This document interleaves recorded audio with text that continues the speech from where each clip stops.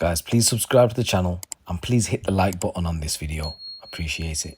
So guys, in this next news story, two men have been jailed for their involvement in a plot to manufacture and supply firearms which were made at home using a 3D printer.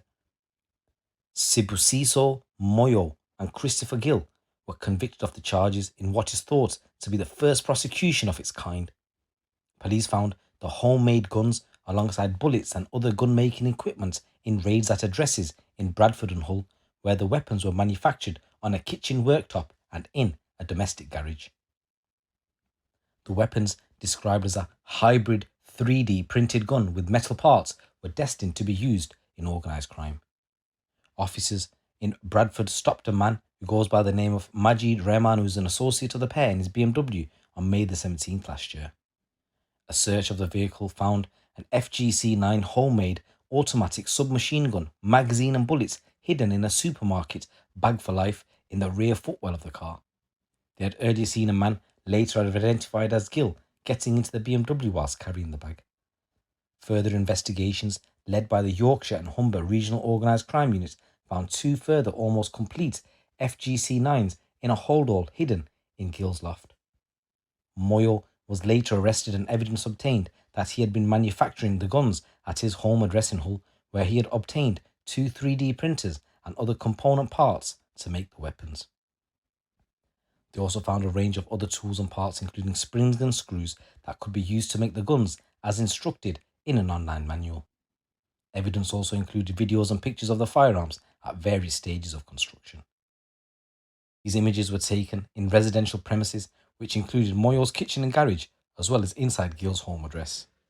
Moyo's DNA was also found on the weapon taken from the BMW. The court heard that forensic firearms experts based at the Royal Armouries in Leeds had tested and seized items and confirmed they were viable firearms. So they both appeared at Sheffield Crown Court today for sentencing. So Moyo from Hull was found guilty of illegally manufacturing a firearm and a separate identity fraud offence following a trial, and he was jailed for 18 years. Gill, who's 35 of Bradford, was found guilty of illegally manufacturing a firearm, was jailed for 13 years and 8 months. And Rahman of Bradford, who's 46, was found guilty of possession of ammunition and conspiracy to transfer a prohibited firearm, and he's going to be sentenced at a later date. Speaking after the sentencing, Senior Investigating Officer, Detective Chief Inspector Andrew Howard of the Yorkshire and Humber Regional Organised Crime Unit said, "Over recent times, we have seen the tragic and devastating consequences that criminally held firearms being used by offenders have caused.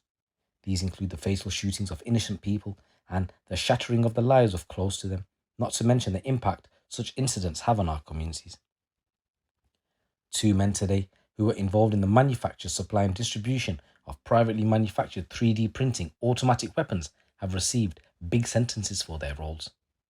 Our investigation found that Sibusiso Moyo and Christopher Gill followed detailed instructions and systematically bought items used to manufacture and construct these deadly firearms and ammunition. They demonstrated levels of sophistication in the manufacture process and successfully produced viable firearms. Majid Rahman, who was a close criminal associate, was found guilty of distributing one of the firearms, which was the 3D printed firearm with an ammunition clip containing 8 rounds of live ammunition. Manufacture of viable 3D printed firearms is a real threat, and these firearms were built with one purpose only: to be supplied to other organised criminals who would use them to inflict harm. This has been a groundbreaking, complex investigation supported by the NCA to deal with this new threat posed by 3D printing guns. I would like to pay tribute to a team of officers and staff who have shown tenacity and determination in successfully bringing this case to trial. Their professionalism has been recognised today. He also went on to say, "We are determined to keep the public safe by tackling those that choose to manufacture these lethal weapons. Those that do will be hunted down and will feel the full weight of the law and should expect to receive lengthy sentences." And in a news story coming from Wales, a grow house with 271 plants was discovered after police could smell it coming from a letterbox. Two men working as gardeners were found inside the property who travelled illegally to the UK from Albania. Alton Ibrahimi, who's 27, and Edison Pokari, who's 44, were found inside an address in Cardiff on March the 16th when police raided what they suspected to be a grow house. A sentencing hearing at Cardiff Crown Court heard officers could see from the outside of the house the windows had been blocked up and lined with thermal insulation. Upon entering the house, police could see bottles of plant-growing chemicals. Ibrahimi appeared at the top of the stairs while Bakari attempted to escape from the basement, but he was apprehended, and a search of the house led to the discovery of 217 plants across 7 rooms. The prosecutor, Bethan Evans, said equipment including lighting and fans were also discovered, and also seized was a wallet containing bank cards and around £350 in cash. Ibrahimi of Eastbourne pleaded guilty to cannabis production, and in his police interview, he claimed he had come to the UK 3 months previously and was moved to the factory which had already been set up. He said he was locked in the house to water the plants, and others brought food to the address. Bakari also told police that he'd been in the UK for 12 months and had initially been placed at a factory in Sheffield, but had managed to escape before then being taken to Cardiff to look after this grow house. Said both defendants said they were working in order to pay off debts for being transported into the UK. In mitigation, the solicitor for Bakari said his client was anxious to return to his family in Albania and had carried out the offence after feeling under pressure in order to repay his debt. And the defence for Ibrahimi said he also wants to return to Albania once his sentence was complete and also felt under pressure to commit the offence. So recorder Neil Owen Casey said the defendants had a limited function and direction and had no influence on those above them in the change. He sentenced them both to 9 months imprisonment. In another story, a cocaine dealer who used an encrypted device to conceal his offending has been jailed for more than a decade. Craig Fraser was brought to justice after previously admitting his role in a large-scale conspiracy to supply drugs across the northeast. An investigation led by the Serious and Organised Crime Team at Northumbria Police found between March and June 2020 Fraser had been using an encrypted device to source kilos of cannabis and cocaine. Messages revealed how the 41-year-old would use various hire cars to visit his associate, Christopher Finley, and pick up his illegal haul. Following a range of complex inquiries into the conspiracy, Fraser and Finley were arrested in December and swiftly charged and remanded in custody.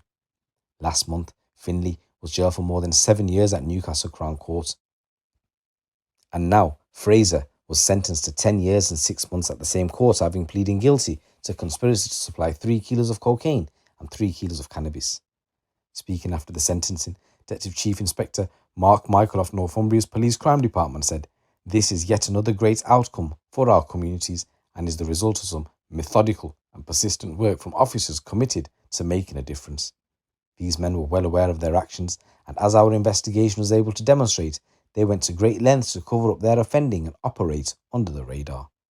As a force, we continue to demonstrate that illegal drugs are not welcome here, and this result is the latest in a long line of successes under the banner of Operation Sentinel, our dedicated initiative to tackle serious and organised crime in the Northeast. We do not tolerate drug-related crime in our communities, and we will continue to use every tool at our disposal to pursue offenders, dismantle the criminal organisations behind them, and place them before the courts." So guys, there's a few news stories coming for you from the streets of the UK. It's your boy GC. Keep it locked, keep it real.